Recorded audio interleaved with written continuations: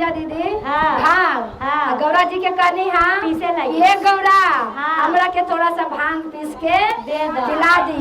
तो कैसे करनी हाँ कैसे? लायल बानी भांग गौरा पीस देबू का हो जय हो। लायल बानी भांग गौरा पीस देबू का हो अरे लायल बानी भांग गौरा पीस देबू का हो लायल बानी भांग गौरा पीस देबू का हो अब बसहा के डोरी तने खींच देबू का हो बसहा के डोरी गौरा पीस देबू का हो लायल बानी भांग गौरा पीस देबू का हो अरे लायल बानी भांग गौरा पीस देबू का हो लायल बानी भांग गौरा पीस देबू का हो बसहा के डोरी तने खींच देबू का हो बसहा के डोरी तने खींच देबू का हो बसहा के डोरी तने खींच देबू का अरे बसहा के डोरी तने खींच देबू का हो बसहा के डोरी तने खींच देबू का अरे लायल बानी भांग गौरा पीस